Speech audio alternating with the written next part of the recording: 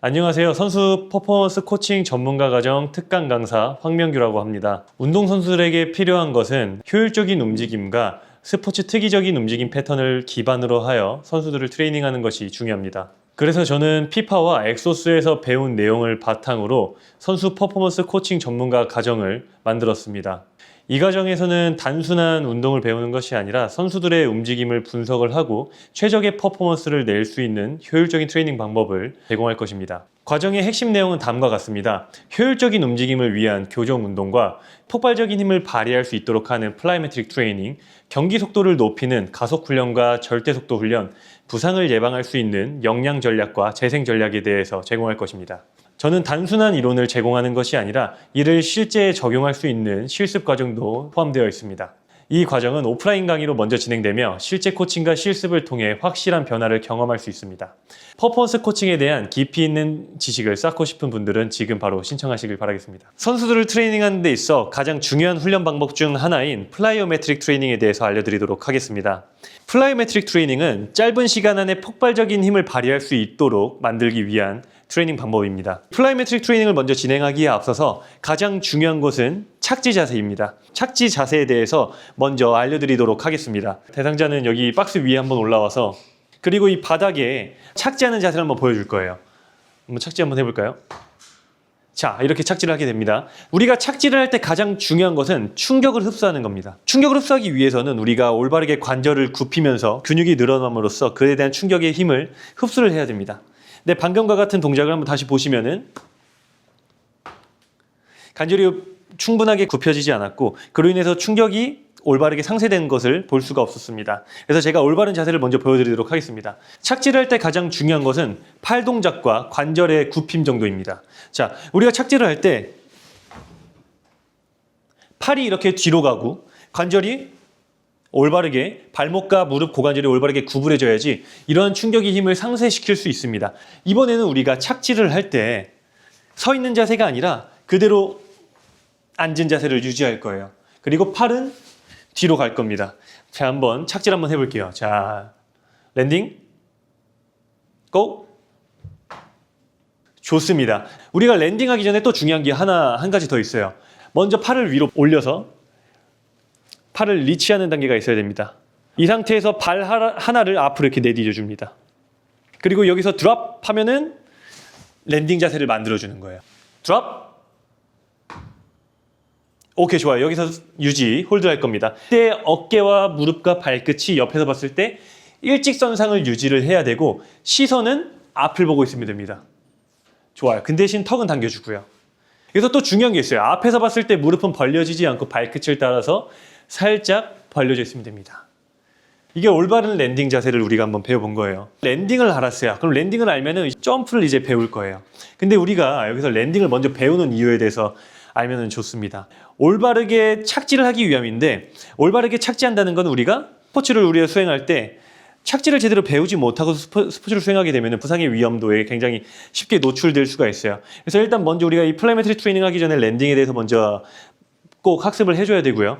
그 이후에 이제 점프에 대해서 우리가 트레이닝을 접근을 해야 되는 겁니다. 그래서 이번에는 점프에 대해서 한번 배워볼 거예요. 박스 위로 점프하는 것이 아니라 맨 바닥에서 점프를 하는 것이 중요해요. 그래서 아까처럼 똑같이 랜딩 자세를 만들어주면 됩니다. 자, reach, drop. 이 상태에서 점프를 해보는 거예요. 점프. 그리고 다시 랜딩 자세를 만들어줍니다. 네, 이렇게 해서 우리가 먼저 리치하고 랜딩 자세를 만들어주고 다시 점프하는 거를 논 카운터 무브먼트 점프라고 하는데 점프를 해볼 거예요. reach, drop, jump. 오케이, 아주 좋아요. 시선은 앞을 보면 되고요. 어깨와 무릎과 발끝이 일직선상에 있고 무릎도 모이지 않고 너무 완벽한 자세입니다. 이렇게 해가지고 우리는 논 카운터 무브먼트 점프에 대해서 배웠는데요. 우리가 점프할 때 또 중요한 게 있어요. 아까 말했던 것처럼 랜딩에서는 우리가 무릎과 발목, 고관절이 삼중으로 굴곡하는 것을 볼 수가 있었어요. 그렇다면 우리가 도약을 하는 과정에서는 어떻게 될까요? 그와 반대인 삼중 신전이 나타나야 됩니다. 그래서 우리가 도약을 할 때는 팔은 위로 가고 고관절과 무릎과 발목은 동시에 신전을 이루는 자세를 보여야 됩니다. 그래서 이 자세를 올바르게 하는지를 다시 한번 체크해 보겠습니다. 자, reach, drop, jump. 오케이, 아주 좋았습니다. 논 카운터 무브먼트 점프에 대해서 올바른 자세를 한번 살펴보았는데요. 그 이후에는 이제 우리가 카운터 무브먼트 점프에 대해서 배울 겁니다. 자, 플라이오메트릭에 대한 정의가 뭐였죠? 플라이오메트릭에 대한 정의는 근육이 급격한 신장을 하게 됐을 때 갑작스러운 수축으로 인해서 폭발적인 힘을 발휘하는 신경계를 자극하는 트레이닝이에요. 근데 우리가 아까 봤던 논 카운터 무브먼트 점프는 급격한 신장이 없었죠. 그래서 이거는 사실상 냉정하게 보면은 플라이오메트릭이라고 보긴 어려워요.